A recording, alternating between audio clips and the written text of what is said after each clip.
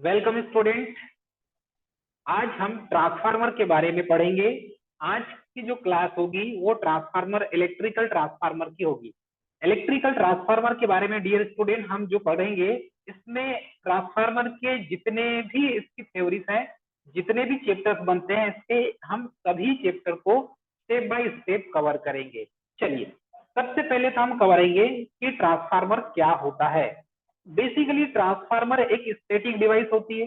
इसमें कोई moving part नहीं होता, कोई मूवेबल वाला पार्ट नहीं होता ट्रांसफार्मर में। ये वोल्टेज को लो लेवल से हाई लेवल में और हाई लेवल से लो लेवल में उसको कन्वर्ट करता है। ठीक है, ये प्रोसेस आपको पता है, it is very important for this chapter. और ट्रांसफार्मर में यही चीज आपको पता कर रहना चाहिए कि ट्रांसफार्मर लो वोल्टेज को हाई वोल्टेज और हाई वोल्टेज को लो वोल्टेज में ही कन्वर्ट करता है। और ये सिर्फ एसी को ही चेंज करेगा, डीसी को चेंज नहीं करेगा। क्लियर है? आपको इतना समझ में आ गया होगा। ठीक है, अब देखते हैं किसी का माइक ऑन है, आप माइक को बंद कर दें। ठीक है, यदि क्लास बीच में कंटिन्यू चल रही है तो माइक को आप बंद कर देंगे। ठीक है, चलिए कंटिन्यू क्लास करेंगे हम।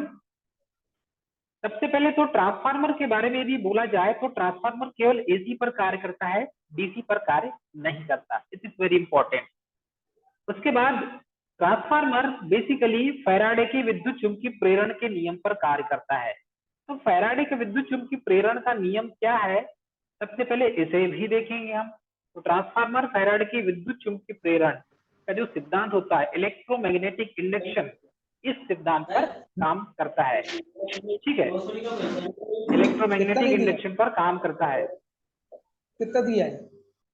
ठीक, चलिए उसके बाद यदि देखें तो ट्रांसफार्मर की एक खासियत यह होती है कि यह एसी में पावर और फ्रीक्वेंसी को कभी चेंज नहीं करता।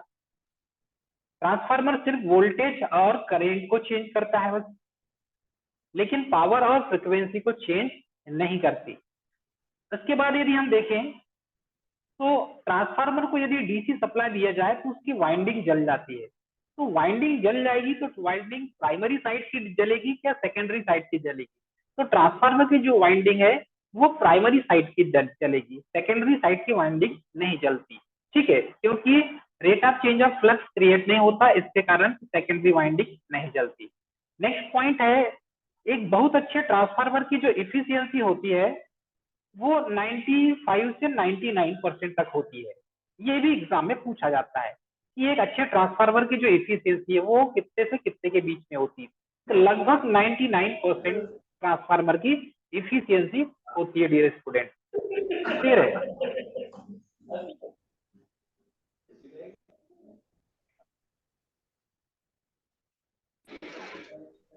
जो स्टूडेंट कनेक्ट हो रहे हैं माइक को म्यूट करेंगे। चलिए, ट्रांसफार्मर की जो रेटिंग होती है वो केवीए में होती है, किलो वोल्ट एम्पियर में होती है। ठीक है, उसके बाद ट्रांसफार्मर की जो रेटिंग होती है केवीए में कैसे होती है, ये मैंने आपको पिछली क्लास में बहुत अच्छे से बताया था। ठीक, उसके बाद देखेंगे कि ये विद्युत चुंबकीय प्रेरण के सिद्धांत पर ये दोनों युक्तियां काम करती। तो सबसे पहले ये जो विद्युत चुंबकीय प्रेरण के दोनों सिद्धांत हैं, सबसे पहले स्वप्रेरण जिसे सेल्फ इंडक्शन कहते हैं और दूसरा होता है म्यूचुअल इंडक्शन। तो ट्रांसफार्मर की प्राइमरी वाइंडिंग में सेल्फ इंडक्शन होता है और जब उसके पास सेकेंडरी वाइंडिंग रहती है तो उसमें म्यूचुअल इंडक्शन होता है। ठीक है, तो self induction and mutual induction ये दोनों पर कार्य करता है आज में नहीं ट्रांसफार्मर। बुझी ठीक है, तो एक चीज यही याद रखेंगे आप। और हमारी पैंट नहीं आई क्या?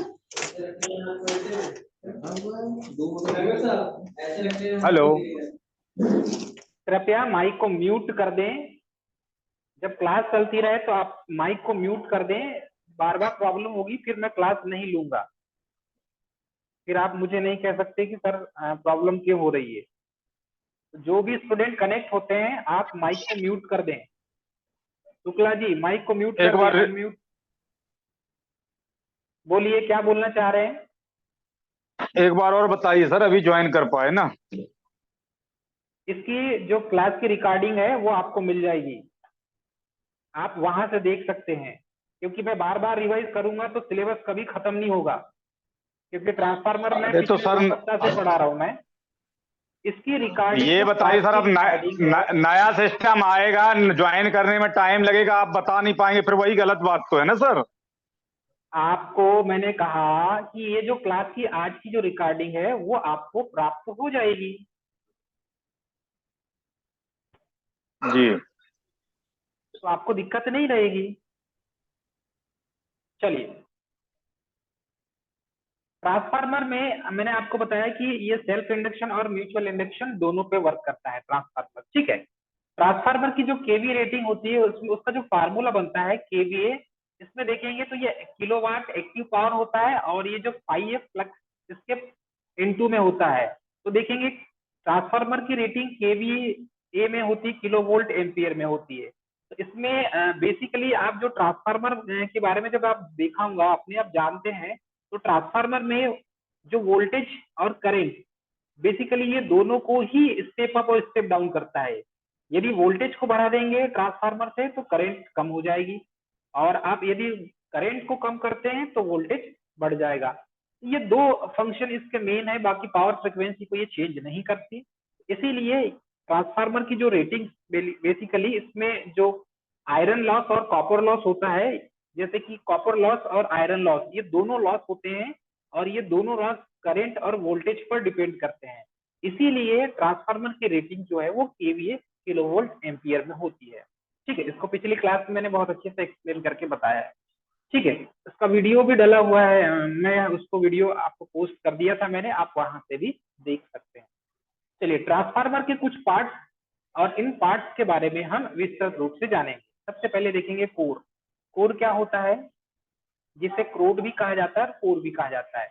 इसका उद्देश्य क्या होता है, कोर का मेन उद्देश्य होता है कि फ्लक्स को आसान रास्ता प्रोवाइड करना, मतलब कि ये बोल सकते हैं कि फ्लक्स को रोटेट होने के लिए इस ट्रांसफार्मर के प्राइमरी वाइंडिंग से सेकेंडरी वाइंडिंग में फ्लक्स को रोटेट होने के लिए एक पाथ प्रोवाइड किया जाता है, और वो पाथ सिर्फ कोर के माध्यम से ही संभव है, ठीक है।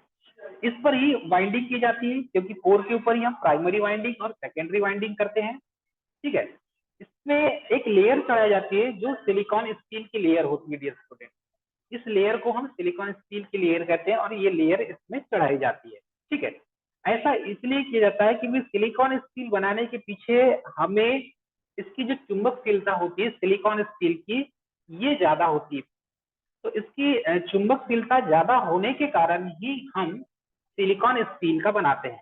इसके बाद ईडी करेंट और इसमें जो हिस्टेरिसिस लॉस होती है ये कम होती है। तो ईडी करेंट, हिस्टेरिसिस लॉस, इसको रिड्यूस करने के लिए सिलिकॉन स्टील का लेमिनेटेड करके बनाते हैं। तो इसमें जो लेमिनेशन की मोटाई होती है बेसिकली वो 0.25 से 0.5 mm तक होती है, ठीक है।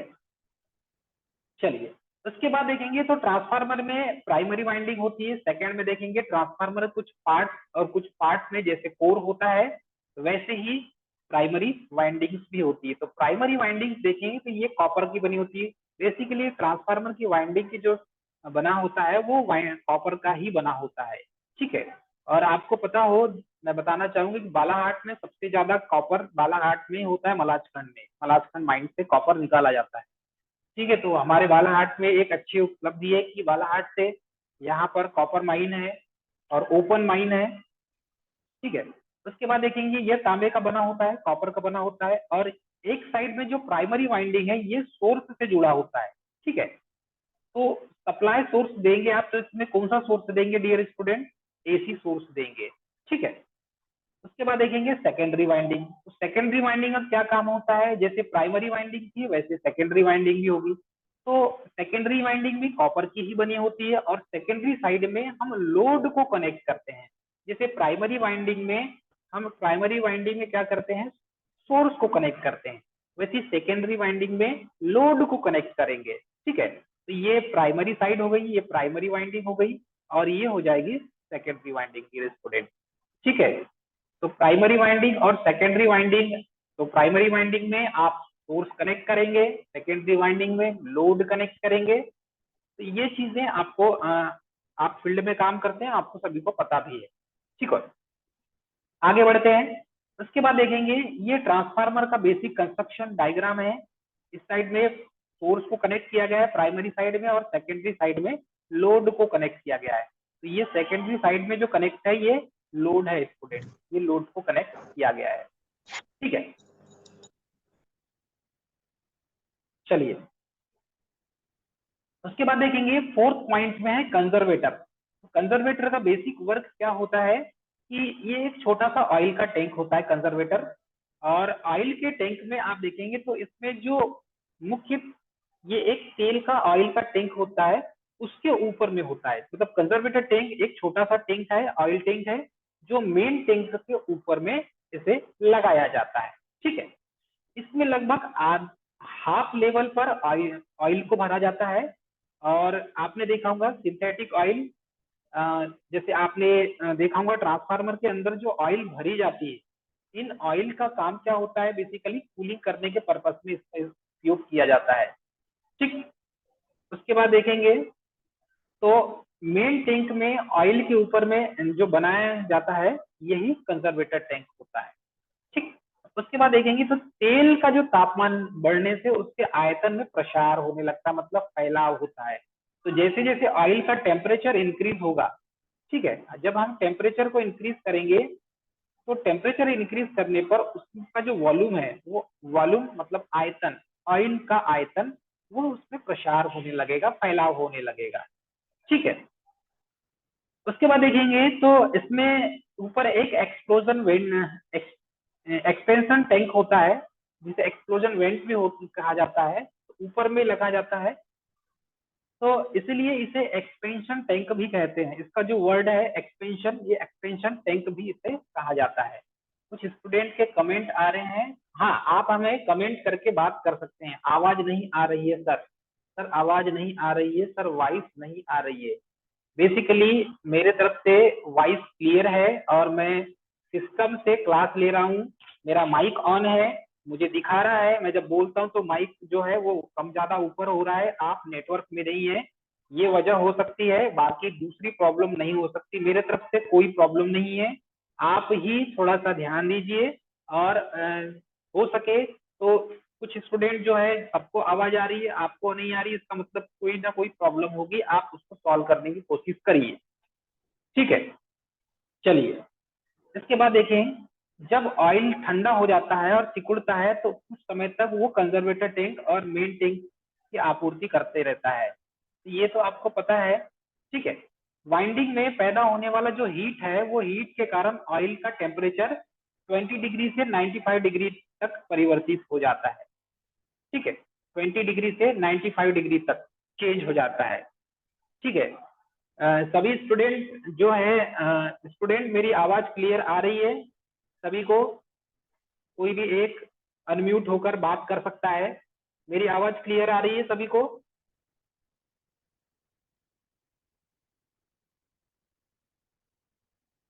ठीक, आ रही है ना? हाँ चलिए, ठीक है। अब यहाँ पर यदि हम देखें डियर स्टूडेंट, 20 डिग्री सेल्सियस से 95 डिग्री सेल्सियस टेम्परेचर यहाँ पर दिया हुआ है। ठीक है, चलिए इसके बाद चलते हैं फिफ्थ पॉइंट में है बकोल्स रिले। तो बकोल्स रिले का क्या काम होता है इसे समझेंगे। बेसिकली बकोल्स रिले का डियर स्टूडेंट मेन वर्क देखा जाए तो बकोल्स रिले में आपने देखा होगा बकोल्स रिले क्या होता है, यह ट्रांसफार्मर में आंतरिक मतलब इंटरनल फॉल्ट उत्पन्न होने पर ही इसका यूज किया जाता है, और एक अलार्म बजाकर ये क्या करता है, हमें सूचना देता है। तो बकोल्स रिले कंजर्वेटर टैंक और मेन टैंक के बीच में लगा होता है। ठीक है, बकोल्स रिले कंजर्वेटर टैंक और मेन टैंक के बीच में लगा होता है। तो ये कंजर्वेटर टैंक और मेन टैंक के बीच में इसका यूज करते हैं। इंटरनल फॉल्ट के लिए ही बकोल्स रिले का यूज किया जाता है, और ये 500 केवीए की रेटिंग के ऊपर वाला जो ट्रांसफार्मर है उसमें इसका यूज किया जाता है। ठीक है, चलिए ट्रांसफार्मर को सोर्स से अलग भी कर देता है, ये सप्लाई से अलग भी कर देता है अलार्म बजाकर। यह ट्रांसफार्मर में इंटरनल फॉल्ट उत्पन्न होने पर ही एक अलार्म बजाकर सूचना देता है हमें, और ये ट्रांसफार्मर को सप्लाई सोर्स से अलग कर देता है। तो ये अलग करने का काम होता है ऑटोमेटिक सर्किट ब्रेकर के माध्यम से। तो जो ऑटोमेटिक सर्किट ब्रेकर है उसके माध्यम से हम सप्लाई से उसको अलग कर देते हैं। सर्किट ब्रेकर का मेन वर्क वही होता है, इंस्ट्रक्शन लेना और इंस्ट्रक्शन लेने के बाद सप्लाई सेल से अलग कर देना। ठीक है, चलिए इसके बाद देखेंगे डियर स्टूडेंट, तो कंजर्वेटर टैंक और मेन टैंक के बीच में जोड़ने वाली जो पाइप होती है उसमें हम यहाँ पर बकोल्स रिले का यूज करते हैं। छोटे मोटे जो ट्रांसफार्मर है कोई भी अपने मोबाइल के डिस्प्ले में न लिखें, लिखेंगे तो ये मेरे जो सिस्टम है उसमें दिखेगा, इसलिए आप सिर्फ मोबाइल को देखना है, आपको उसमें हाथ नहीं चलाना है। ठीक है, Vivo 196 के द्वारा कुछ लिखा जा रहा है जिसकी वजह से डिस्प्ले में कुछ दिखाई दे रहा है, तो आप ऐसा ना करें। ठीक है, चलिए कंटिन्यू करें। यदि क्लास एंडिंग हो जाएगी तो आपको क्या करना है डियर स्टूडेंट, आपको फिर से कंटिन्यू ज्वाइन हो जाना है। ठीक है, जिस किसी स्टूडेंट का Vivo 1906 सेलफोन होगा वो अपने मोबाइल के डिस्प्ले में कुछ ना लिखें। चलिए कंटिन्यू करते हैं। यह कंजर्वेटर टैंक मेन टैंक को जोड़ने वाली पाइप में लगा होता है। इसमें 2 फ्लोट लगे होते हैं और इसमें 2 फ्लोट और 2 मरकरी स्विच होते हैं जिसके माध्यम से ट्रांसफार्मर के अंदर लगा हुआ बकोल्स रिले ऑपरेट होता है। ठीक है, चलिए इसके बाद देखेंगे, तो इसके बाद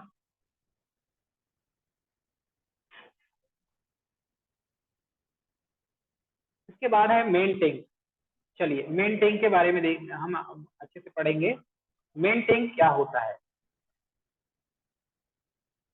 मेन टैंक का काम क्या होता है डियर स्टूडेंट। मेन टैंक के अंदर आपने देखा होगा ये ट्रांसफार्मर का मेन टैंक होता है और मेन टैंक में ही ऑयल भरा होता है। इसमें ट्रांसफार्मर का कोर जिसमें वाइंडिंग लपेटी होती है उसको डुबाई जाती है।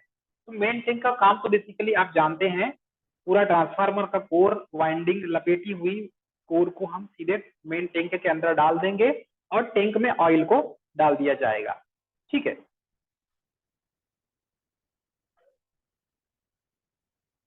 चलिए इसके बाद देखते हैं ब्रीदर। 7 पॉइंट में है ब्रीदर। ब्रीदर का काम क्या होता है, जैसे हम ब्रीदिंग करते हैं वैसे ही ब्रीदर का भी काम होता है।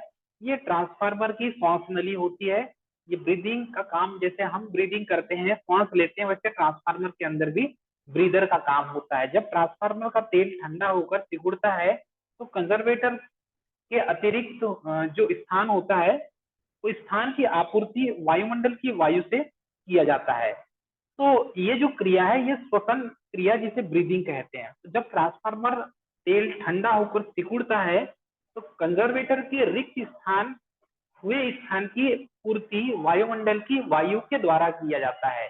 मतलब जहां कुछ नहीं होगा वहां क्या होगा, एयर होगा। ठीक है, तो यही जो क्रिया होती है यही क्रिया को हम ब्रीदिंग या सांस लेना या श्वसन क्रिया कहते हैं। कंजर्वेटर टैंक में जब ब्रीदर से एयर प्रवेश करती है ट्रांसफार्मर के अंदर तो उसमें होकर जो नमी है वो नमी भी साथ में प्रवेश करती है, क्योंकि एटमॉस्फेयर की जो एयर है वो भी प्रवेश करती है। ठीक है, तो इसे ही रोकने के लिए हम ब्रीदर में कैल्शियम क्लोराइड को भर देते हैं। और कैल्शियम क्लोराइड क्या होता है, CaCl2, जिसे सिलिका जेल कहा जाता है। सिलिका जेल का दूसरा नाम कैल्शियम क्लोराइड है। डियर स्टूडेंट ये याद रखेंगे, कैल्शियम क्लोराइड को ही सिलिका जेल कहा जाता है। और ये CaCl2 इसका फार्मूला होता है, ये फार्मूला है CaCl2, इसे सिलिका जेल कहते हैं, इसे कैल्शियम क्लोराइड भी कहा जाता है। और ये नमी सोखने का काम करता है। तो नमी सोखने के लिए, नमी सोखने का काम सिलिका जेल का होता है डियर स्टूडेंट। और ये ट्रांसफार्मर की वाइंडिंग में, ट्रांसफार्मर के ऑयल में नमी को पहुंचने से रोकता है। क्लियर है, बारिश में सबसे ज्यादा प्रॉब्लम होती है और यही प्रॉब्लम को रोकने का काम सिलिका जेल का होता है। ठीक है, तो शुष्क अवस्था में सिलिका जेल का रंग आपको मिलेगा नीला रंग, ये भी याद रखेंगे। लेकिन जब नमी सोख लेता है तो नमी सोखने के बाद इसका जो कलर होता है वो वॉयलेट कलर हो जाता है, बैगनी कलर हो जाता है। ठीक है, और फिर उसके बाद सूखने बाद फिर पिंक कलर हो जाता है, बाद में फिर गुलाबी कलर का बन जाता है। तो शुष्क अवस्था में सिलिका जेल का कलर नीला होगा, नमी सोखने के बाद बैगनी, और फिर उसके बाद पिंक कलर हो जाएगा। ठीक है, तो गुलाबी रंग प्रदर्शित करता है कि नमी सोखने की क्षमता सिलिका जेल की खत्म हो गई है, समाप्त हो गई है। तो सबसे पहले नीले कलर में होगा शुष्क अवस्था में, नमी सोखेगा तो बैगनी कलर बन जाएगा। उसके बाद बैगनी कलर मतलब कि नमी सोखने की कैपेसिटी जब उसकी खत्म हो जाएगी तो वो पिंक गुलाबी कलर बन जाएगा। ठीक है, दोबारा प्रयोग करने के लिए इसी सिलिका जेल को हम कैल्शियम सिलिकेट को या सिलिका जेल को 150 से 200 डिग्री सेल्सियस के टेम्परेचर पर इसको हम क्या करते हैं, टेम्परेचर पर पकाते हैं, और पकाने पर उसे दोबारा उपयोग किया जा सकता है। ठीक है, तो ये चीज आपको पता है और पता होना चाहिए डियर फ्रेंड। चलो फ्रेंड, आज की क्लास में हम जो ट्रांसफार्मर के कुछ जो पार्ट्स हैं उसमें देखेंगे 8 पॉइंट में एक्सप्लोजन वेंट। चलिए डियर फ्रेंड, एक्सप्लोजन वेंट में देखेंगे तो इसमें एक्सप्लोजन वेंट का काम क्या होता है। इसे pressure valve, pressure release valve भी कहते हैं एक्सप्लोजन वेंट को। तो ट्रांसफार्मर में क्या प्रेशर रिलीज वाल्व लगा होता है? तो हाँ, ट्रांसफार्मर में प्रेशर रिलीज वाल्व लगा होता है। ट्रांसफार्मर ऑयल का दबाव बहुत अधिक बढ़ जाए तो क्या होगा? ट्रांसफार्मर का यदि ऑयल का बहुत अधिक दबाव बढ़ जाए डियर स्टूडेंट, तो क्या होगा, इसमें जो एक्सप्लोजन वेंट के ऊपर जो लगा हुआ डायफ्राम है वो डायफ्राम टूट जाता है, और जो ट्रांसफार्मर के अंदर का जो प्रेशर है वो प्रेशर रिलीज हो जाता है, बाहर हो जाता है। ठीक है, उसके बाद देखेंगे नेक्स्ट है ट्रांसफार्मर ऑयल। ट्रांसफार्मर ऑयल का काम क्या होता है? This is a very important factor in this chapter. Transformer oil के बगैर ट्रांसफार्मर को कूलिंग नहीं किया जा सकता।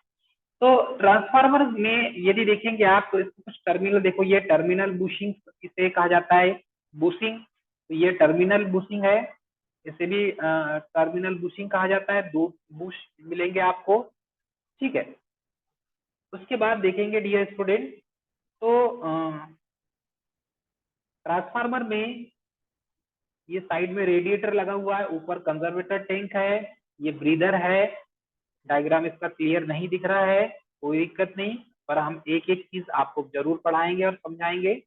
ट्रांसफार्मर में होने वाली जो क्षति है उसके कारण उष्मा को कम करने के लिए हम इसका प्रयोग करते हैं बेसिकली। ठीक है, तो एक्सप्लोजन, इसमें ट्रांसफार्मर जो ऑयल है, ट्रांसफार्मर ऑयल का मेन काम क्या होता है? ट्रांसफार्मर में होने वाले जो लॉसेस हैं, हीट उष्मा उत्पन्न को कम करने के लिए, जो हीट उत्पन्न होता है उसको कम करने के लिए ट्रांसफार्मर ऑयल का यूज करते हैं। इसका प्रयोग इंसुलेशन और कूलिंग के लिए दोनों में यूज किया जाता है, या हम इंसुलेशन में भी यूज करते हैं और कूलिंग के लिए भी यूज करते हैं। एक अच्छे ट्रांसफार्मर के ट्रांसफार्मर ऑयल की क्या प्रॉपर्टी होना चाहिए, क्या गुण होना चाहिए, चलिए देखते हैं। सबसे अच्छी तो क्वालिटी होना चाहिए कि अचालकता होना चाहिए, मतलब कि इंसुलेटिंग मटेरियल होना चाहिए। ट्रांसफार्मर के ऑयल की प्रॉपर्टी, उसमें इंसुलेशन के गुण होना चाहिए। सेकेंड पॉइंट डियर स्टूडेंट, उच्च विशिष्ट उष्मा और उच्च स्वचालन बिंदु भी होना चाहिए, मतलब विशिष्ट उष्मा, ठीक है, उच्च विशिष्ट उष्मा उसमें होना चाहिए, मतलब कि ज्यादा हीट ग्रहण करने की क्षमता होना चाहिए। उच्च ज्वलन बिंदु होना चाहिए, जल्दी आग नहीं पकड़ना चाहिए। उसके बाद है लो विस्कोसिटी, मतलब कि निम्न श्यानता और कम नमी सोखने वाला होना चाहिए। ये क्वालिटी एक अच्छे ट्रांसफार्मर ऑयल में होना चाहिए डियर स्टूडेंट। यह दो प्रकार का होता है, एक होता है मिनरल ऑयल और दूसरा होता है सिंथेटिक ऑयल। कैल्सीफेरॉल और एस्केरॉल ये दो वर्ड हैं। यदि जब आप सर आवाज तो आई नहीं। ठीक है, ये जो हम बता रहे हैं आपको, ये जो कैल्सीफेरॉल और एस्केरॉल है ये ट्रांसफार्मर ऑयल के टाइप्स हैं, और ये एग्जाम में पूछे भी जाते हैं ऑब्जेक्टिव क्वेश्चन के रूप में। ठीक है, वाइस प्रॉपर आ रही होंगी। यहाँ से मेरे पास से माइक ऑन है, आपके तरफ से ही प्रॉब्लम हो सकती है, आप नेटवर्क में आइए। ठीक है, बेसिकली क्योंकि मैं ये जो प्रॉब्लम है, इन्हीं प्रॉब्लम से निपटने के लिए मैंने सिस्टम से क्लास लेना स्टार्ट किया है, ताकि आप मुझे बार बार ये ना कहें सर वॉइस नहीं आ रही है। ठीक है, इसमें जो है मेरे तरफ से क्लियर है हर चीज, वॉइस क्लियरिटी भी बढ़िया है, वॉइस भी प्रॉपर माइक शो कर रहा है कि साउंड प्रॉपर जा रहा है आउटपुट के रूप में। ठीक है, चलिए उसके बाद देखेंगे खनिज तेल। तो पेट्रोलियम के शोधन से प्राप्त होता है ये सिंथेटिक खनिज तेल, और सिंथेटिक ऑयल जो है ये सिलिकॉन और हाइड्रोकार्बन का मिश्रण होता है। जो सिंथेटिक ऑयल ट्रांसफार्मर में यूज करते हैं डियर फ्रेंड, ये सिलिकॉन और हाइड्रोकार्बन दोनों का एक मिश्रण होता है, जो ट्रांसफार्मर में ऑयल के रूप में यूज किया जाता है। इसे ही गांव की जो भाषा है, उसको गांव की भाषा में बिजली का तेल कहा जाता है। ठीक है, उसके बाद है नेक्स्ट पॉइंट है बुशिंग। बुशिंग, क्योंकि मेन काम तो बुशिंग का है, सप्लाई इन और आउट करने के लिए। ट्रांसफार्मर में बुशिंग, ट्रांसफार्मर के बाहर, ट्रांसफार्मर के टाइप्स ऑफ ट्रांसफार्मर के प्रकार या ट्रांसफार्मर टाइप्स ऑफ ट्रांसफार्मर। सबसे पहले ट्रांसफार्मर के टाइप्स में देखें तो ट्रांसफॉर्मेशन के अनुपात के आधार पर ट्रांसफार्मर में सबसे पहले ट्रांसफॉर्मेशन रेशियो के आधार पर, जिसे इसको हम किस इस तरीके से डिसाइड करेंगे डियर स्टूडेंट, कि ट्रांसफार्मर में स्टेप अप ट्रांसफार्मर और स्टेप डाउन ट्रांसफार्मर, दो प्रकार के ट्रांसफार्मर होते हैं। तो ट्रांसफॉर्मेशन रेशियो के आधार पर ट्रांसफार्मर को दो प्रकार से डिवाइड किया गया है। सबसे पहले देखेंगे तो स्टेप अप और दूसरा स्टेप डाउन ट्रांसफार्मर। तो ट्रांसफॉर्मेशन रेशियो क्या होता है, सबसे पहले हम इसे जानेंगे। तो डियर फ्रेंड, ट्रांसफॉर्मेशन रेशियो द्वितीय कुंडली में फेरों की संख्या और तथा प्राथमिक कुंडली में फेरों की संख्या का जो अनुपात होता है, तो प्राइमरी वाइंडिंग में फेरों की संख्या और सेकेंडरी वाइंडिंग में फेरों की संख्या का अनुपात ट्रांसफॉर्मेशन रेशियो कहलाता है, और इसे हम कैपिटल के से शो करते हैं। तो के से इसको रिप्रेजेंट करते हैं। ट्रांसफॉर्मेशन रेशियो, इसका फार्मूला होता है NS अपॉन NP। तो NS क्या हो जाएगा, number of secondary turns, and NP होगा नंबर ऑफ प्राइमरी टर्न्स। तो प्राइमरी जो वाइंडिंग में फेरों की संख्या और सेकेंडरी वाइंडिंग में फेरों की संख्या, ये दोनों यहाँ पर S लिखा है तो सेकेंडरी हो जाएगा, P लिखा है तो प्राइमरी हो जाएगा डियर स्टूडेंट। चलिए, इतना तो सभी को समझ में आ रहा है। अब देखेंगे इसके आधार पर ट्रांसफॉर्मेशन रेशियो के आधार पर ट्रांसफार्मर को दो प्रकार से डिवाइड किया गया है। सबसे पहले देखेंगे तो स्टेप अप ट्रांसफार्मर देखेंगे। तो स्टेप अप ट्रांसफार्मर की बात करें डियर स्टूडेंट, इसमें प्राथमिक में फेरों की संख्या की तुलना में द्वितीयक में फेरों की संख्या अधिक होती है। मतलब स्टेप अप में सेकेंडरी साइड फेरों की संख्या अधिक होगी। ठीक है, सेकेंडरी साइड फेरों की संख्या अधिक होगी, सेकेंडरी में फेरों की संख्या अधिक होगी, और प्राइमरी साइड P मतलब प्राइमरी साइड फेरों की संख्या कम होगी डियर स्टूडेंट। ठीक है, दूसरा देखेंगे तो ट्रांसफॉर्मेशन रेशियो का अनुपात जो होता है वो एक से अधिक होता है। तो इसमें देखेंगे K इज ग्रेटर देन क्या हो जाएगा, K इज ग्रेटर देन 1। तो ऐसा ट्रांसफार्मर जिसमें K का मान ग्रेटर देन 1 हो, एक से ज्यादा हो, तो वो स्टेप अप ट्रांसफार्मर कहलाएगा। इसके बाद देखेंगे जब वोल्टेज का मान बढ़ता है तो करंट का मान ऑब्वियसली कम हो जाता है माय डियर फ्रेंड। तो ट्रांसफार्मर की प्राइमरी और सेकेंडरी वाइंडिंग के फेरों की संख्या के आधार पर, नंबर ऑफ टर्न के आधार पर हम ये पता लगा सकते हैं कि ट्रांसफार्मर में की प्राइमरी वाइंडिंग और सेकेंडरी वाइंडिंग में फेरों की संख्या से हमें पता चल जाता है कि ट्रांसफार्मर स्टेप अप है कि स्टेप डाउन है। ठीक है, इसके बाद देखेंगे second step down transformer. Step down transformer की खासियत क्या होती है माय डियर फ्रेंड, कि इसमें हाई एसी वोल्टेज को यह लो एसी वोल्टेज में कन्वर्ट करता है। ठीक है, और इसमें द्वितीयक फेरों की संख्या की तुलना में प्राथमिक फेरों की संख्या अधिक होती है। तो प्राइमरी साइड में फेरों की संख्या क्या होगी, उसमें अधिक होगी, और द्वितीयक साइड फेरों की संख्या कम होगी। तो ऐसा ट्रांसफार्मर स्टेप डाउन ट्रांसफार्मर होता है, और इसमें ट्रांसफॉर्मेशन रेशियो का जो अनुपात है वो लेस देन 1 होगा, 1 से कम होगा, तो इसमें k इज लेस देन 1। तो जिसमें k की जो ट्रांसफॉर्मेशन रेशियो है, k का मान 1 से कम होगा, वो स्टेप डाउन ट्रांसफार्मर कहलाएगा। क्लियर है ये स्टूडेंट? चलिए आगे बढ़े।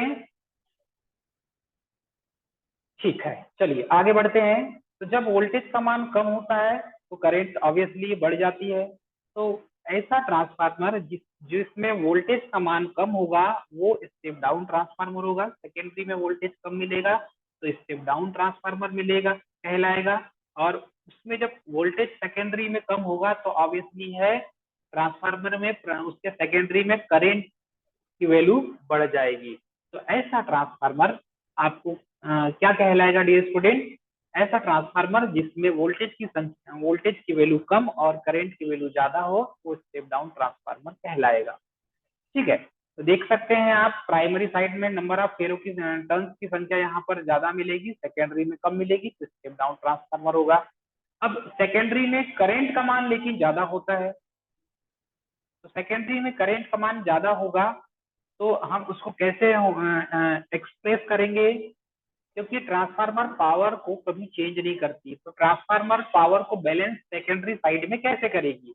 तो ट्रांसफार्मर जो है पावर को बैलेंस करने के लिए यदि वोल्टेज का मान कम कर दिया है तो करंट के मान को बढ़ा देता है ट्रांसफार्मर। ठीक है, तो करंट के मान को बढ़ाने पर, वोल्टेज के मान को कम करने पर पावर बैलेंस हो जाती है। Clear student? प्राइमरी साइड में भी ऐसी होगा और सेकेंडरी साइड में भी ऐसा ही होगा डियर स्टूडेंट। चलिए साथियों, क्रोड की संरचना के आधार पर भी ट्रांसफार्मर होता है। तो जैसा कोर होगा उसकी कंस्ट्रक्शन के आधार पर भी ट्रांसफार्मर को 3 भागों में बांटा गया है। ठीक है, फर्स्ट में देखेंगे तो core type transformer. Core type को हिंदी में कहा जाता है क्रोड। तो कोर टाइप ट्रांसफार्मर की जो आकृति है आपने देखा होगा वो एल आकृति, एम आकृति, ठीक है, एन आकृति, ठीक है, इस टाइप से उसका कोर होता है। तो इसमें एल आकृति सबसे ज्यादा होती है और इसमें उसको स्टेम्ड करके 2 सेट का प्रयोग करके उसको आयताकार क्रोड के रूप में बनाया जाता है। एल आकृति के 2 स्टेम करके उसको प्रेस करके रिपीट लगाकर उसके कोर को बनाया जाता है। ठीक है, कोर को तैयार किया जाता है। इसमें केवल एक ही मैग्नेटिक पाथ होता है। तो बेसिकली स्टूडेंट ये आपको याद रखना है कि ट्रांसफार्मर के कोर टाइप ट्रांसफार्मर में नंबर ऑफ मैग्नेटिक पाथ कितना होता है। तो आपको ये बताना है कि इसमें एक ही चुंबकीय मार्ग होता है, एक ही मैग्नेटिक पाथ होता है कोर टाइप ट्रांसफार्मर में। सेकेंड, ये स्टेप डाउन ट्रांसफार्मर के रूप में सबसे ज्यादा प्रयोग किए जाते हैं। तो कोर टाइप ट्रांसफार्मर जहां पर स्टेप डाउन ट्रांसफार्मर यूज किया जाएगा वहां पर कोर टाइप ट्रांसफार्मर का यूज सबसे ज्यादा किया जाता है। क्लियर है? चलिए इसके बाद देखेंगे तो कोर टाइप ट्रांसफार्मर का जो कंस्ट्रक्शन है इस डायग्राम के आधार पर आप समझ सकते हैं। ये जो है ये लो एलवी साइड है और ये एचवी साइड है, यहाँ पर दिया गया है। ठीक है, एक और स्टूडेंट ज्वाइन हो रहे हैं, तो इस तरीके से आप इसको समझ सकते हैं। चलिए सेकंड देखेंगे तो सर सेल टाइप ये ट्रांसफार्मर इसमें होता कैसे है। समझेंगे सर कि एच बी एल बी? इसमें ऐसा समझ में समझ नहीं नहीं आ आएगा। रहा ना सर।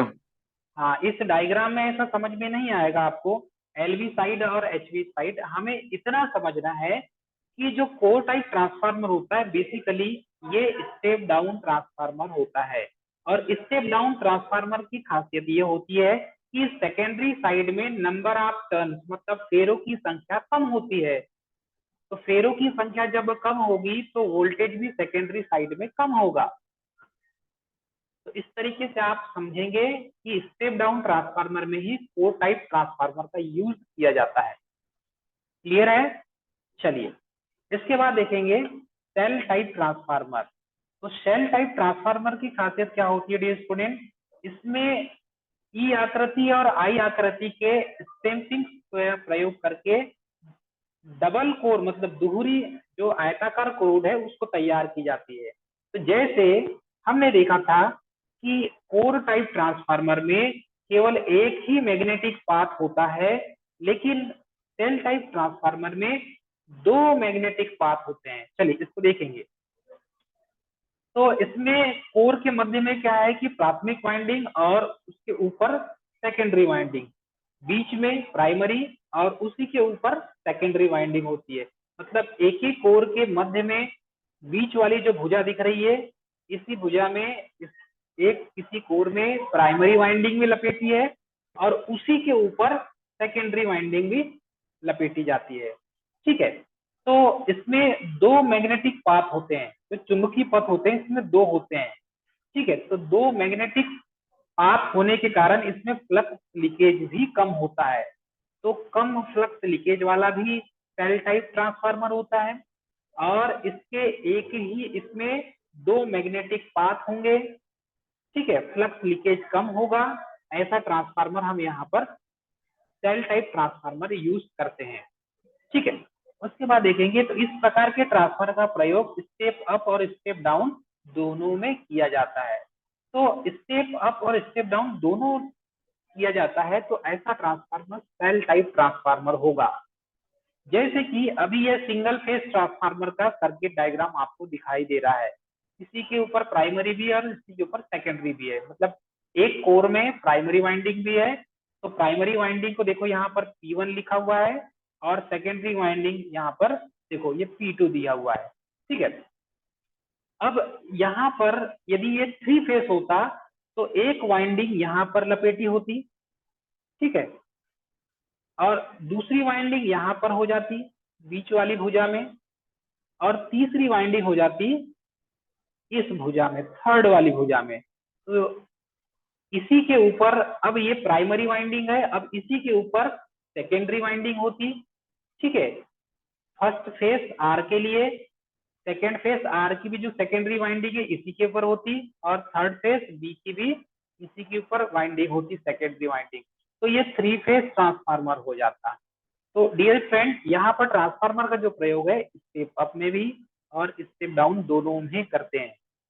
ठीक है, ये ज्यादा उपयोगी होती है और सबसे ज्यादा हम इसी ट्रांसफार्मर का यूज करते हैं। ठीक है, इस ट्रांसफार्मर में जो कोर के मध्य का जो पहलू का क्षेत्रफल होता है अन्य पहलुओं के मुकाबले में 2 गुना होता है। ठीक है, ये कभी कभी एग्जाम में या वाई में पूछ लिया जाता है।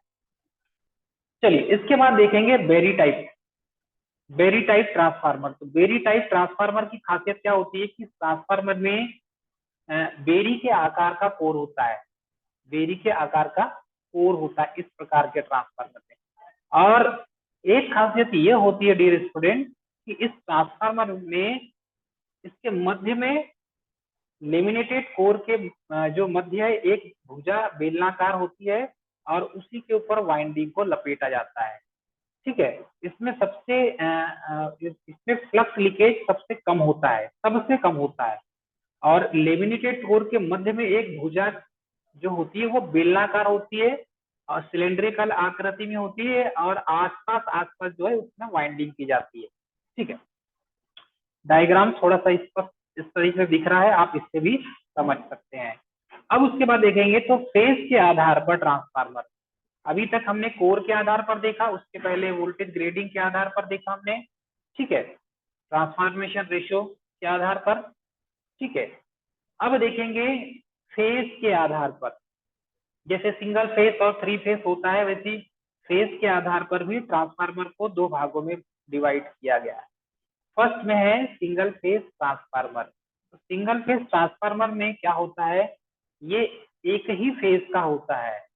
जैसे 3 फेज होते हैं आर, वाई एंड बी, तो 3 फेज में किसी एक फेज में आर फेज मतलब सिंगल फेज ट्रांसफार्मर में होगा, एक ही फेज होंगे इसमें, और इसका यूज 250 वोल्ट तक कार्य में यूज किया जाता है, उससे ज्यादा में नहीं करेंगे।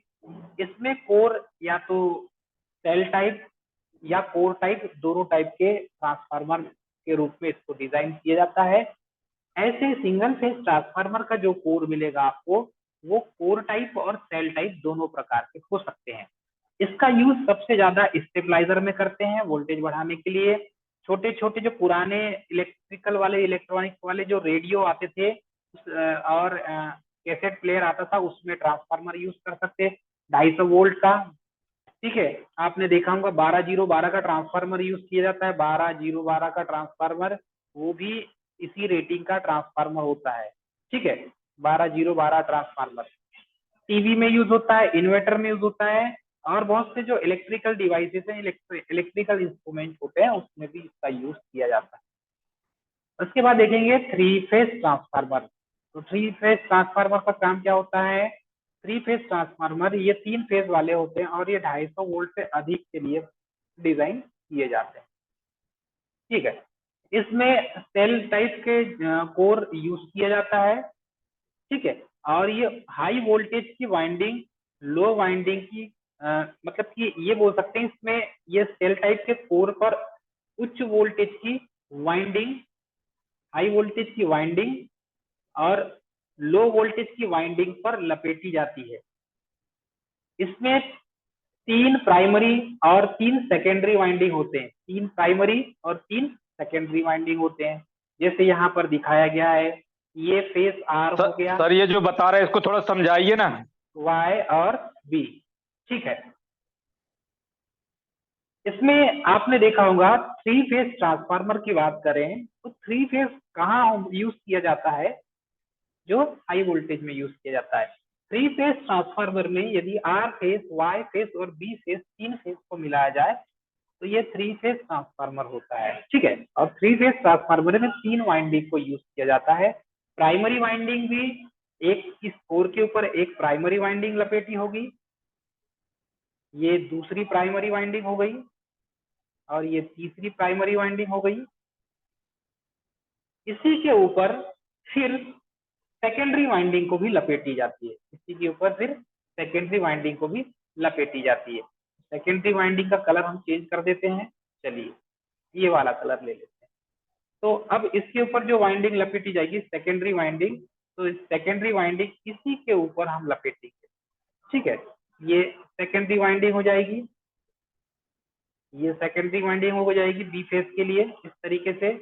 तो अब ये जो प्राइमरी वाइंडिंग रेड कलर हो गई, सेकेंडरी वाइंडिंग ब्लू कलर हो गई। रेड कलर की प्राइमरी वाइंडिंग हो गई। तो ये 3 फेज के लिए इस टाइप के जो सेल टाइप ट्रांसफार्मर होते हैं उसमें 3 फेज वाइंडिंग की जाती है। उसके बाद देखेंगे आउटपुट के आधार पर। तो आउटपुट के आधार पर ऑटो ट्रांसफार्मर सबसे फर्स्ट में देखेंगे। आउटपुट जब हम ट्रांसफार्मर से निकालते हैं, लोड कनेक्ट करते हैं, तो आउटपुट के आधार पर भी ट्रांसफार्मर यूज किया जाता है।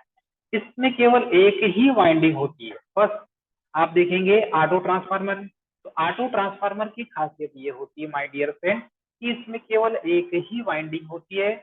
और जैसे आपने देखा होगा ऑटो ट्रांसफार्मर इलेक्ट्रिकली कपल्ड होता है, और ये जो सेल टाइप, कोर टाइप और बेरी टाइप जो ट्रांसफार्मर होते हैं, ये ट्रांसफार्मर मैग्नेटिकली कपल्ड होते हैं। ऑटो ट्रांसफार्मर इलेक्ट्रिकली कपल्ड होता है। ठीक है, इसमें केवल एक ही वाइंडिंग होती है। एक ही वाइंडिंग में प्राइमरी और सेकेंडरी दोनों निकालते हैं और ये दोनों काम करता है। इसमें पूरी वाइंडिंग को प्राइमरी और उसमें कुछ जो अंश होते हैं उसको सेकेंडरी बनाते हैं। यदि इस टाइप से वाइंडिंग को आप जब लपेट देते हैं तो उसी को प्राइमरी और वहीं से आधा जो भाग होता है उसको सेकेंडरी बनाते हैं। यह स्टेप डाउन ट्रांसफार्मर की तरह व्यवहार करता है। सबसे ज्यादा स्टेप डाउन ट्रांसफार्मर में ही यूज किया जाता है।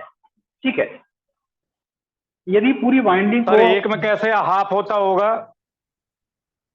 एक ही वाइंडिंग में कैसे हाफ हो जाता होगा? बताते हैं। ठीक है, इसको कंटिन्यू कर लें। यदि पूरी वाइंडिंग को द्वितीयक की भांति यूज करेंगे तो उसमें कुछ आधा जो भाग होता है वो प्राइमरी में और आधा जो है वो सेकेंडरी के रूप में यूज किया जाता है। और इसकी खासियत यह होती है कि यह सेल्फ इंडक्शन के सिद्धांत पर कार्य करता है। ठीक है, अब यदि आपने देखा होगा तो ये ऑटो ट्रांसफार्मर का डायग्राम है, यहाँ पर दिख रहा होगा। ये ऑटो ट्रांसफार्मर का डायग्राम है। यहाँ पर आपने वोल्टेज सोर्स, एसी का वोल्टेज सोर्स आपने कनेक्ट कर दिया। यहाँ पर ये जो वाइंडिंग है, ये वाइंडिंग पूरी एक है वाइंडिंग, आपको एक वाइंडिंग दिख रही होंगी पूरी। और इस एक वाइंडिंग में हमने आधे भाग को यहाँ पर टैपिंग कर दिए और टैपिंग करके आधे भाग को हमने यहाँ पर लोड से कनेक्ट कर दिए। तो ये जो इतना भाग होगा, आधा भाग, ये प्राइमरी होगा और ये जो आधा भाग होगा डियर स्टूडेंट, ये सेकेंडरी होगा, ठीक है। और सेकेंडरी में हम किसको कनेक्ट कर रहे हैं, लोड को कनेक्ट कर रहे हैं। ये बेसिकली सेल्फ इंडक्शन पर काम करता है ऑटो ट्रांसफार्मर। ये ऑटो ट्रांसफार्मर की वाइंडिंग का कंस्ट्रक्शन का डायग्राम है। ऑटो ट्रांसफार्मर में आधी जो वाइंडिंग होती है वो प्राइमरी वर्क करती है और आधी भाग जो वाइंडिंग है वो सेकेंडरी एज अ वर्क करती है। ऐसा कैसे संभव है, तो ऐसा इसलिए संभव है क्योंकि alternating current AC half cycle में पॉजिटिव हो जाती है और हाफ साइकिल में निगेटिव हो जाती है, इसीलिए ये संभव है। हाफ साइकिल पॉजिटिव और हाफ साइकिल निगेटिव के कारण ये संभव है। नहीं तो यदि हाफ साइकिल पॉजिटिव और हाफ साइकिल नेगेटिव एसी की वेव फॉर्म नहीं होती तो ऑटो ट्रांसफार्मर का काम, मतलब ऑटो ट्रांसफार्मर नहीं बन सकता और ऑटो ट्रांसफार्मर काम नहीं करता, ठीक है। चलिए, इसका यूज कहाँ करते हैं, तो स्टेबलाइजर में यूज करते हैं, रेगुलेटर में यूज करते हैं, एसी फीडर की वोल्टेज को बढ़ाने में काम करते हैं, एज अ बूस्टर के रूप में इसका यूज किया जाता है। एसी फीडर की वोल्टेज को यदि बढ़ाना है, फीडर की वोल्टेज को स्टेप अप करना है, बढ़ाना है, तो हम ऑटो ट्रांसफार्मर का यूज कर सकते हैं। उसके बाद इंडक्शन मोटर को स्टार्ट करने के लिए स्टार्टर के रूप में ऑटो ट्रांसफार्मर का यूज करते हैं, इसलिए ऑटो ट्रांसफार्मर स्टार्टर होता है। उसके बाद ऑटोमोबाइल सेक्टर में भी हम ऑटो ट्रांसफार्मर का यूज करते हैं। इलेक्ट्रॉनिक सर्किट में ऑटो ट्रांसफार्मर का यूज किया जाता है डियर स्टूडेंट। तो ऐसे बहुत सारे फील्ड हैं जहां पर ऑटो ट्रांसफार्मर का यूज किया जाता है। ऑटो ट्रांसफार्मर की खासियत ये होती है कि ऑटो ट्रांसफार्मर में प्राइमरी वाइंडिंग का एक भाग द्वितीयक वाइंडिंग के भाग के ही समान होता है, ठीक है। ये ऑटो ट्रांसफार्मर है। यदि आपने आईटीआई में प्रैक्टिकल किया होगा तो ये वेरिएबल होता है, इसको घुमाते हैं तो वोल्टेज का मान घटता और बढ़ता है, ठीक है। यदि आपने आईटीआई किया होगा, आईटीआई जब आपने किया होगा उस समय प्रैक्टिकल भी किया होगा, तो प्रैक्टिकल में इसका यूज किया जाता है। चलिए, इसके बाद देखेंगे इंस्ट्रूमेंट ट्रांसफार्मर। तो इंस्ट्रूमेंट ट्रांसफार्मर में इंस्ट्रूमेंट के आधार पर भी इंस्ट्रूमेंट ट्रांसफार्मर को दो भाग में डिवाइड किया गया है। पहला है सीटी, जिसे करंट ट्रांसफार्मर कहते हैं, और दूसरा होता है पीटी, जिसे पोटेंशियल या विभव ट्रांसफार्मर कहा जाता है। इसका प्रयोग अमीटर के साथ में किया जाता है, और अमीटर में जैसे हाई वोल्टेज लाइन है और हाई वोल्टेज लाइन की करंट को यदि मेजरमेंट करना है तो आप डायरेक्ट अमीटर लगाकर करंट को मेजर नहीं कर सकते। तो कैसे आप फिर उस लाइन की करंट को मेजर करेंगे, तो ये संभव होता है डियर स्टूडेंट, ये संभव होता है ट्रांसफार्मर, करंट ट्रांसफार्मर के द्वारा। करंट ट्रांसफार्मर के द्वारा हाई रेटिंग की करंट को आप मेजरमेंट कर सकते हैं। तो इसका प्रयोग अमीटर के साथ में किया जाता है करंट ट्रांसफार्मर का, और ये हाई करंट को मेजर करने के लिए ही इसका यूज किया जाता है। इसमें सामान्यतः 5 एम्पियर की करंट फ्लो होती है, आपने देखा होगा। अमीटर के जो सेकेंडरी साइड है या करंट सीटी का जो सेकेंडरी है उसमें आपने देखा होगा वहां पर एक अमीटर कनेक्ट किया जाता है और उसकी रेटिंग 5 एम्पियर होती है। यह एक स्टेप अप ट्रांसफार्मर होता है जिसमें करंट को कम कर दिया जाता है। तो सीटी जो है वो एक प्रकार का स्टेप अप ट्रांसफार्मर है। स्टेप अप ट्रांसफार्मर में हम क्या करते हैं my dear friend, step up transformer में कम और मोटे टर्न यहाँ देखेंगे तो स्टेप अप ट्रांसफार्मर में बेसिकली जब वोल्टेज को कम कर दिया जाता है, वोल्टेज को बढ़ा दिया जाता है तो करंट ऑटोमेटिक कम हो जाती है। तो जिस ट्रांसफार्मर में वोल्टेज को बढ़ाएंगे तो करंट ऑटोमेटिकली कम हो जाएगी। तो सीटी जो है वो एक प्रकार का स्टेप अप ट्रांसफार्मर है, अलग से कोई दूसरा ट्रांसफार्मर नहीं है, लेकिन हम उसको इंस्ट्रूमेंट के रूप में यूज कर रहे हैं, इसीलिए उसका नाम सीटी करंट ट्रांसफार्मर रखा गया है। अदरवाइज वो एक प्रकार का स्टेप अप ट्रांसफार्मर ही है। इसमें करंट को कम किया जाता है ना, वोल्टेज को बढ़ाया जाता है। स्टेप अप मतलब कि वोल्टेज को बढ़ाना। उसके बाद देखेंगे सीटी को जो है वो वोल्ट एम्पियर से व्यक्त किया जाता है। तो सीटी की जो रेटिंग होती है वो वोल्ट एम्पियर में होती है, और आमतौर पर इसमें फेरों की संख्या जो होती है वो 1 से 5 फेरों की संख्या 1 to 5 नंबर ऑफ टर्न्स होती है सीटी की सेकेंड में। चलिए उसके बाद देखेंगे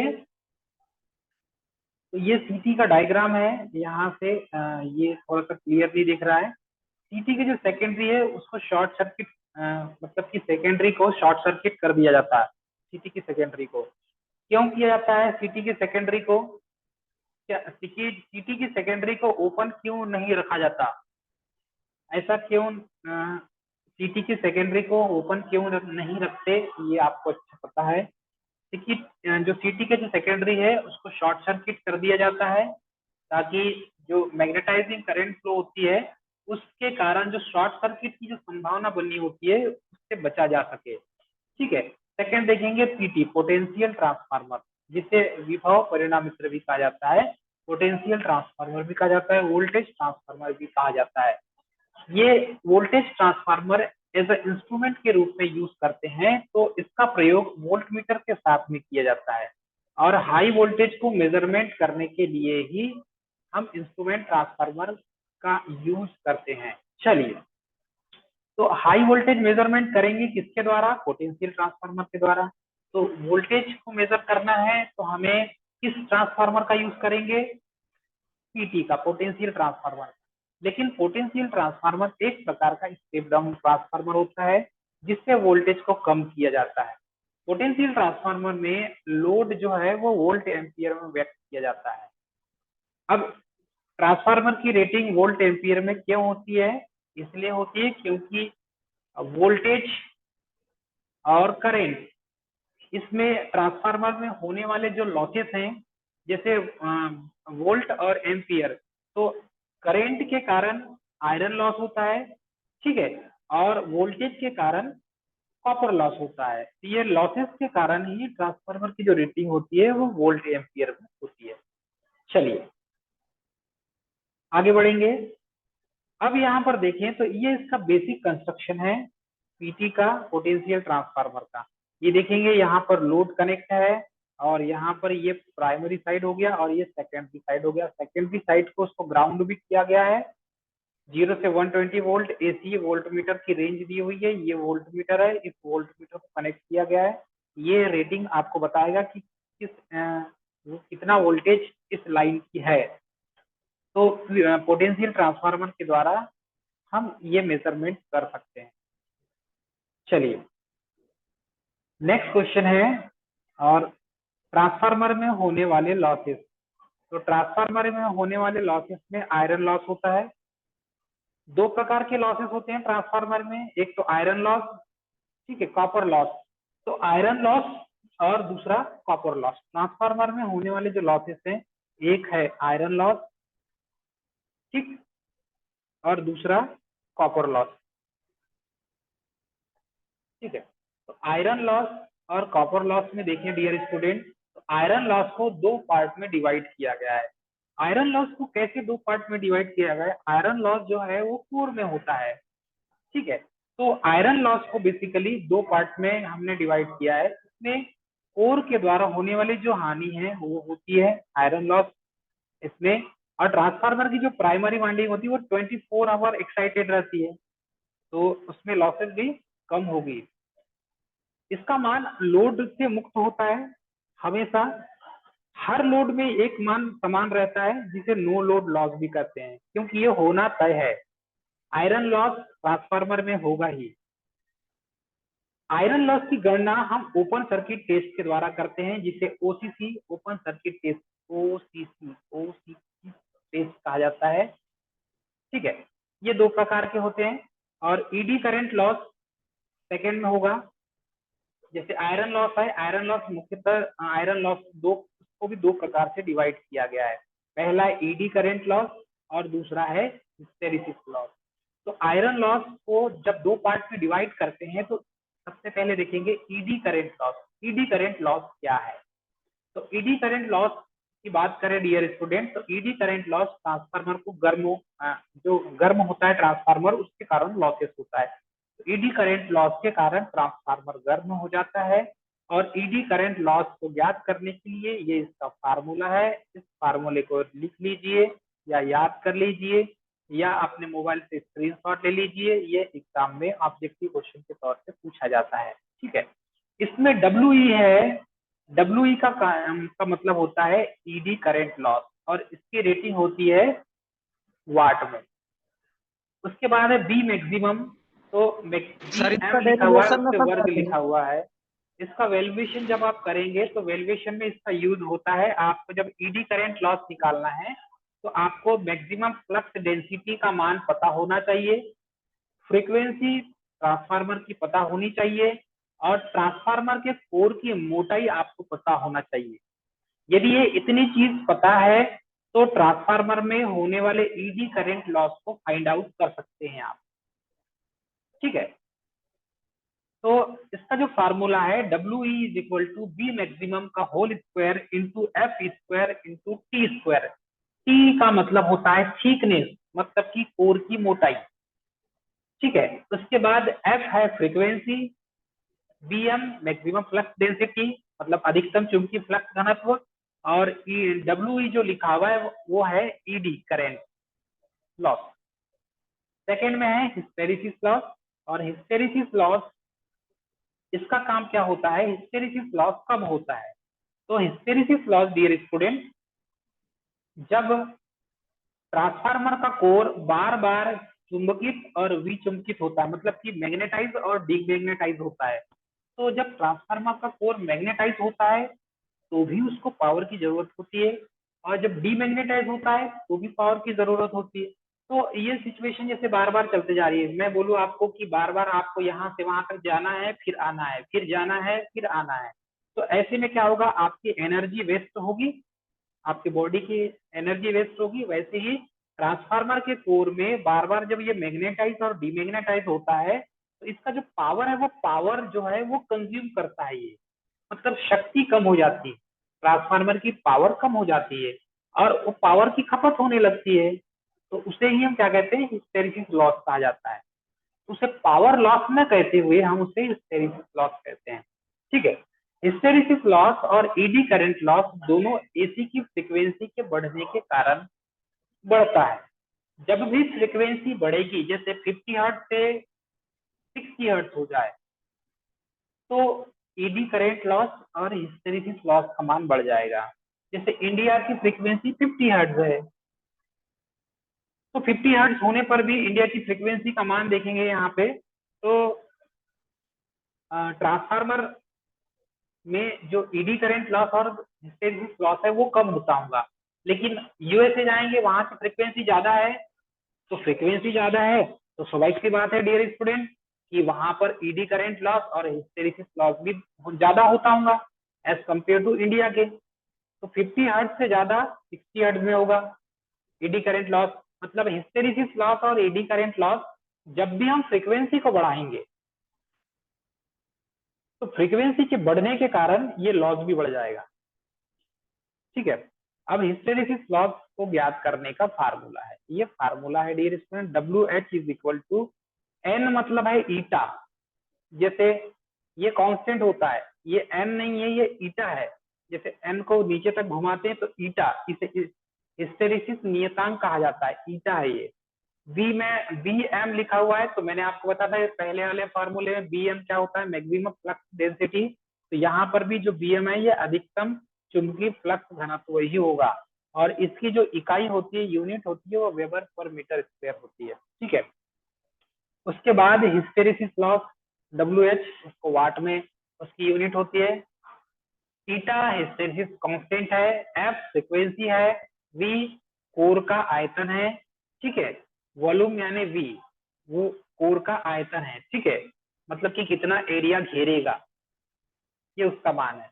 तो हिस्टेरिसिस लॉस जो है वो टेम्परेचर पर बहुत कम निर्भर करता है, मतलब टेम्परेचर के बढ़ने पर या घटने पर हिस्टेरिसिस लॉस पर कोई ज्यादा इफेक्ट नहीं पड़ेगा, चाहे टेम्परेचर बढ़े चाहे टेम्परेचर घटे।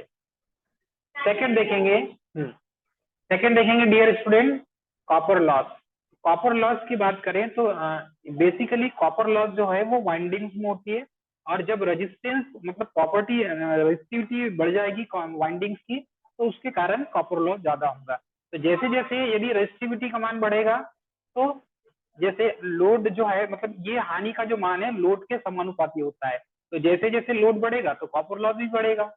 ठीक है, कॉपर लॉस को जो फार्मूला है, ये फार्मूला यहाँ पर इस डिस्प्ले में लिखा हुआ है, WC is equal to IP का square into RP plus IS का स्क्वायर इंटू RS। तो ये जो RS लिखा है वो सेकेंडरी वाइंडिंग का रेजिस्टेंस है, IS लिखा है ये है प्राइमरी वाइंडिंग की करंट।